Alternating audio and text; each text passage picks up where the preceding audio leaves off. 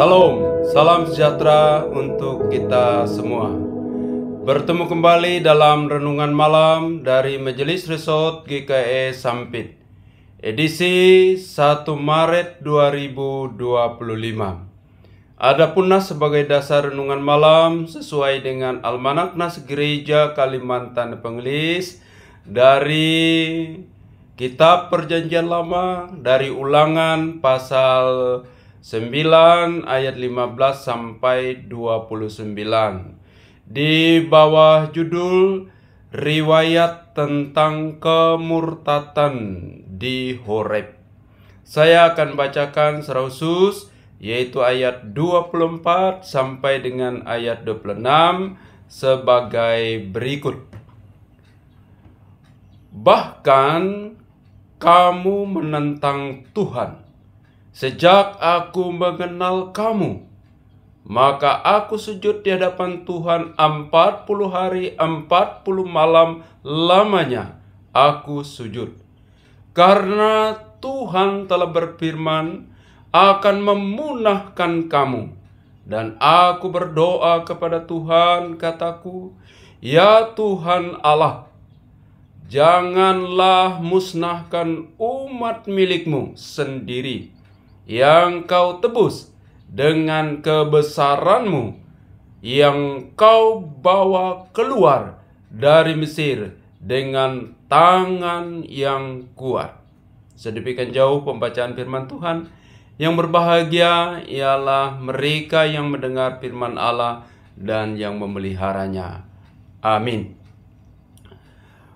Bapak, Ibu, saudara-saudara yang dikasihi oleh Tuhan Yesus Kristus, judul dari kitab Ulangan pasal 9 ayat 1 sampai 29 adalah riwayat tentang kemurtatan di Horeb, atau boleh juga dikatakan di Gunung Sinai, di kaki Gunung Sinai,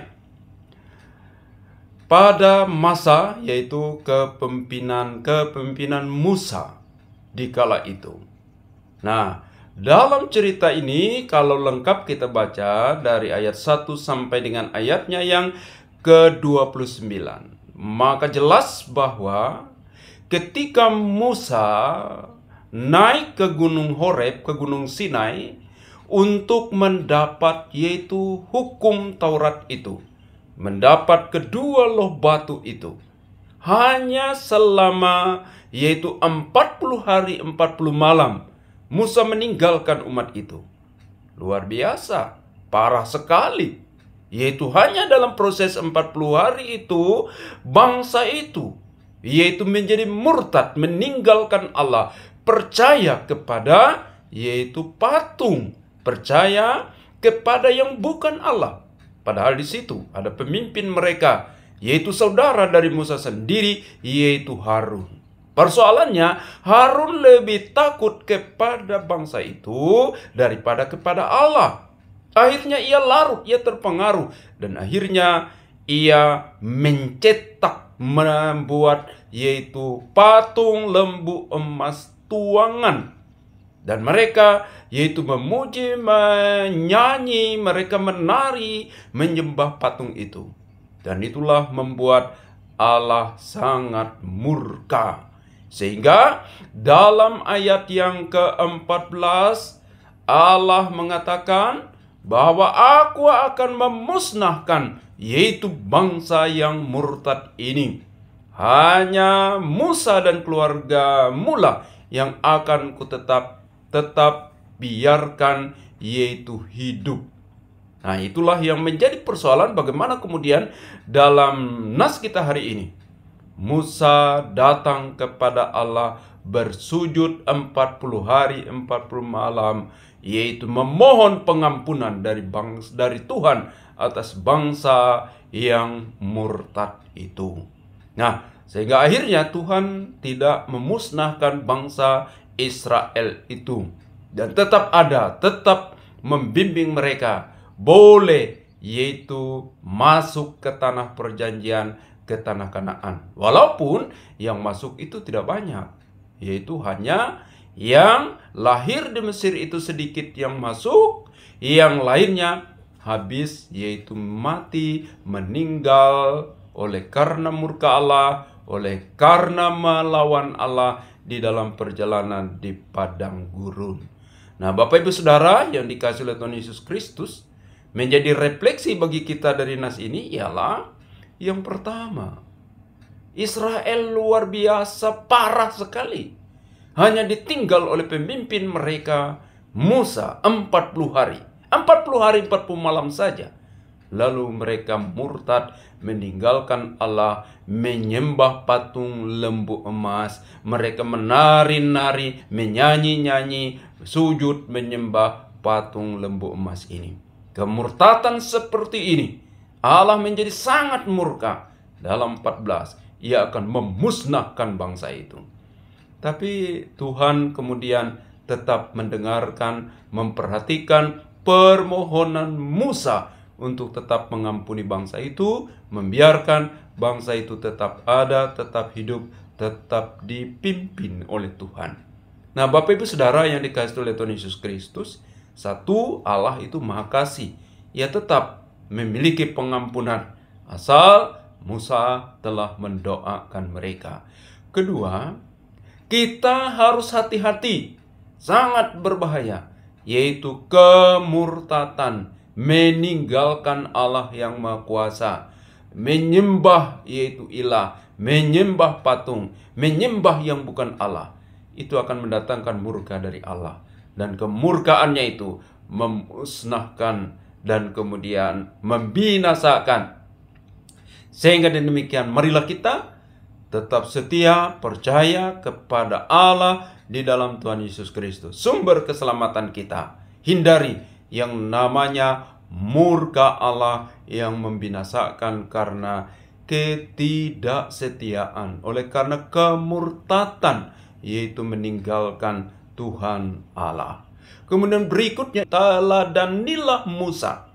Musa luar biasa. Ada kesempatan bagi Musa. Tuhan musnahkan seluruh bangsa, hanya Musa dan keturunannya yang dibiarkan hidup. Ini kesempatan menjadi populer, tidak ada saingan, tidak ada yang lain, hanya keluarga Musa saja. Tapi tidak, Musa orang yang lemah lembut, Musa yang baik hati, Musa yang rendah hati. Ia berkata, jangan musnahkan bangsa itu. Tapi Musa 40 hari 40 malam sujud, yaitu memohon pengampunan dari Allah atas bangsa itu, dan Allah mengampuninya. Nah, Bapak Ibu Saudara yang dikasihi Tuhan, belajar meneladani Musa, mendoakan orang lain, mendoakan orang berdosa, mendoakan orang supaya bertobat, tidak dibinasakan, tidak mengalami kebinasaan dan kematian yang kekal. Dan inilah tugas kita, orang-orang percaya, ialah mendoakan orang lain, mendoakan yang tersesat dan berdosa, dan membawa mereka yaitu diselamatkan, dimenangkan di dalam keselamatan di dalam Tuhan Yesus Kristus. Tuhan memberkati kita semua. Mari kita satu dalam doa, kita berdoa. Ya Tuhan, Allah yang Maha Kuasa yang kami sembah di dalam Tuhan Yesus Kristus, kami bersyukur atas firman yang telah mengingatkan kami pengalaman bangsa Israel dalam perjalanan di padang gurun, yaitu keluar dari perbudakan di Mesir menuju tanah perjanjian dalam kurun waktu yaitu 40 tahun perjalanan mereka.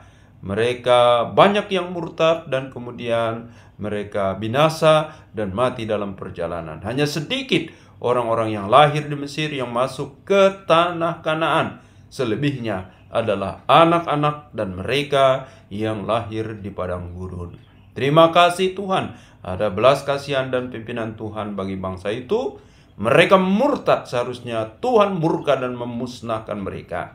Tapi karena Musa memohon belas kasihan Tuhan, dan mereka masih dibiarkan hidup.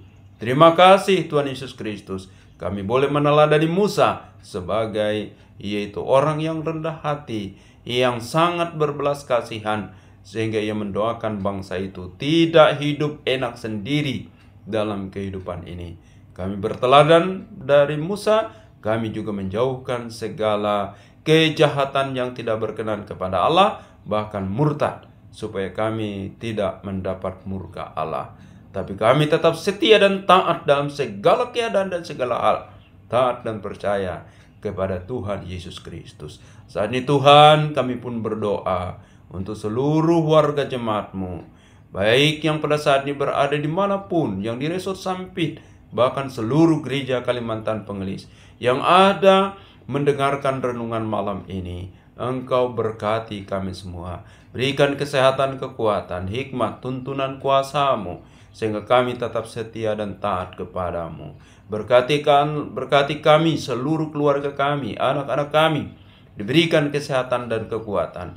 Diberkati apa yang kami kerjakan, lakukan, sehingga berhasil dengan baik, mendatangkan sukacita, puji, hormat bagi kemuliaan Tuhan. Berkati gereja Kalimantan Pengelis terus dipakai Tuhan untuk memenangkan jiwa-jiwa, untuk membawa yaitu kedamaian, kesejahteraan, dan keselamatan bagi dunia ini dalam Yesus Kristus Juru Selamat kami. Berkati para pekerja-pekerja gereja-Mu, yaitu pelayan-pelayan Tuhan, dari para pendeta diakon, pendeta, guru-guru agama, pikaris, penginjil, dan siapapun yang melayani Engkau, memberi diri untuk dalam pelayanan Tuhan. Diberkati sehingga berhasil, sehingga membawa puji hormat bagi kemuliaan nama Tuhan.